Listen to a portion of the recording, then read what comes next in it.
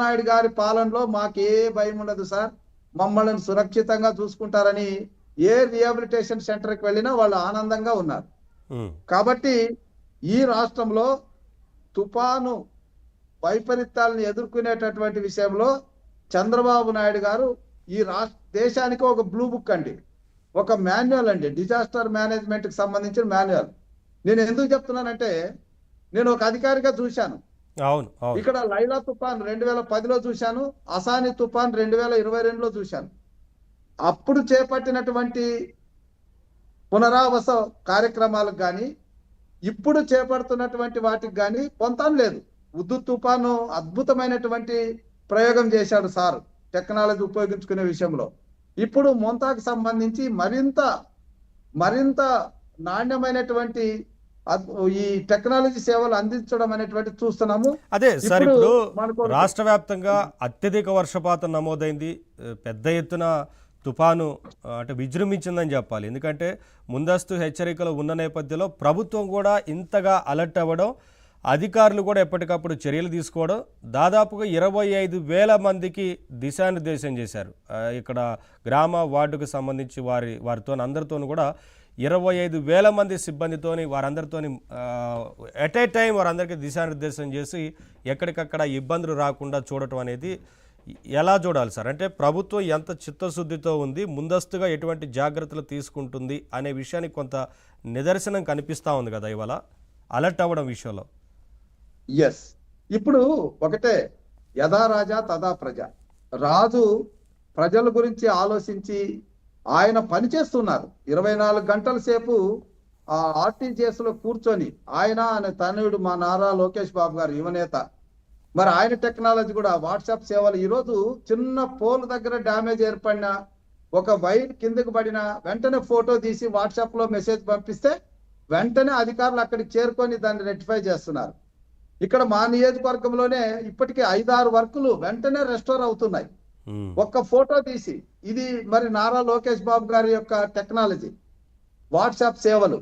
ఆ వాట్సాప్ సేవల్లో ప్రజలు ఎక్కడ పడితే అక్కడ ఫోటోలు తీసేసి పంపించడం అనేటువంటిది, మేము దానిని సంబంధిత పై అధికారుల దృష్టికి పెట్టడంతో వెంటనే వాళ్ళు అక్కడికి వెళ్ళి రెక్టిఫికేషన్ చేస్తున్నారు. ఇంకొకటి కూడా మనకు ఊబర్ సర్వీసెస్ కూడా ఇక్కడ ఉపయోగించుకుంటున్నాం. అంటే ఇప్పుడు జేసీబీ డ్రైవర్లు కానీ లేదా టెక్నీషియన్స్ కానీ, మన ఎలక్ట్రిసిటీ డిపార్ట్మెంట్ కి సంబంధించి, ఇరిగేషన్ సంబంధించి అందరు అధికారులకు కూడా ఈరోజు ఊబర్ సర్వీసెస్ లో వెంటనే ఒక మెసేజ్ పోతే దగ్గర ఉన్నటువంటి వాళ్ళు వెంటనే అక్కడికి వెళుతున్నారు. కాబట్టి ఈ అద్భుతమైనటువంటి, అంటే మాకు తుఫాను ఆ హెచ్చరికలు చూసినప్పుడు మాకు చంద్రబాబు నాయుడు గారు ఉన్నటువంటి ధైర్యమే. అయితే కూడా సామాన్యమైనటువంటి జనానికి ఈ 5 సంవత్సరాల వైసీపీ పాలనలో ప్రజలు గాలికి వదిలేశారు ఇటువంటి వైపరీత్యాలు ఏర్పడినప్పుడు. ఎందుకంటే 22లో కూడా తుఫాను ఏర్పడింది. మరి అప్పుడు జరిగింది ఏంటి? ఆసాని తుఫాను వచ్చినప్పుడు ప్రజలు చాలా ఇబ్బంది ఎదుర్కొన్నారు 2022లో. ఆ భయం ప్రజల్లో ఉండేది. కానీ చంద్రబాబు నాయుడు గారు ఎప్పుడైతే 2 రోజుల ముందు నుంచి ఈ చర్యలు చేపట్టారో వాళ్ళకు అర్థమైపోయింది, తుఫాను కాదు కదా, ఏదొచ్చినా మా బాబు గారు పరిపాలనలో మేము సురక్షితంగా ఉంటాం, మాకు ఎలాంటి ఇబ్బంది ఉండదు, మాకు నష్టం జరగదు అన్నటువంటి ఒక కోణంలో ఈరోజు ఆత్మవిశ్వాసంతో ఉండడం నేను గమనించానండి. అవును, మీరు ఎంతో ఇటువంటి ఎన్ని కార్యక్రమాలు చేపట్టినా, ఎంత మంచి పనులు చేస్తూ ఉన్నా ఏదో ఒక రకమైన విమర్శ సోషల్ మీడియాలో ఈ వైసీపీకి సంబంధించిన వారు చేస్తూ ఉండడాన్ని అది ఎలా చూస్తారు మరి?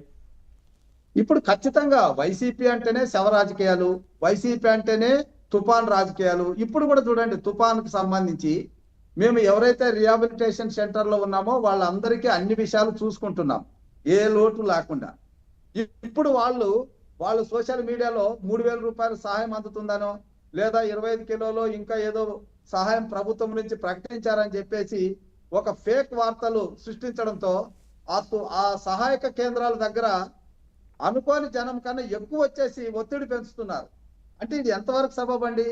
నీడ్ బేస్డ్, ఎవరికైతే అవసరం ఉందో వాళ్ళకి సహాయం అందించడం ప్రకృతి వైపరీత్యాలు ఏర్పడినప్పుడు ప్రభుత్వం యొక్క ధర్మం. అంతేగాని అవసరం లేనటువంటి వాళ్ళకు కూడా రెచ్చగొట్టి ఇట్లాంటి దానికి పంపడం అనేటువంటిది ఎంతవరకు సబబు? ఇంకొకటి, ఇప్పుడే నేను మార్నింగ్ చూశాను, అసలు మాకు సంబంధం లేనటువంటి విషయంలో కూడా ఏదో కాల్మానికి సంబంధించినటువంటి దాంట్లో మా మండల స్థాయి నాయకుడిని ఇరికించారు. ఆ అమ్మాయి చెప్పింది ఏంటి, వాళ్ళ భర్త చెప్తున్నది ఏంటి, వాళ్ళ కుటుంబ సభ్యులు చెప్తున్నది ఏంటి అంటే వీళ్ళకి ఏమీ లేదు. ఆ లోకేష్ బాబు గారితో ఫోటో సరే తీసుకున్నది ఇప్పుడు సార్, మనం ప్రకటిస్తారు. ఈ వర్షాలకు సంబంధించి మాట్లాడదాం. కంప్లీట్గా ఈ విషయానికి కన్ఫైన్ అవుదాం. అంటే అసలు ప్రభుత్వం తీసుకుంటున్న చర్యల గురించి ఇప్పటివరకు మీరు వివరిస్తూ వచ్చారు. ముందస్తు హెచ్చరికలు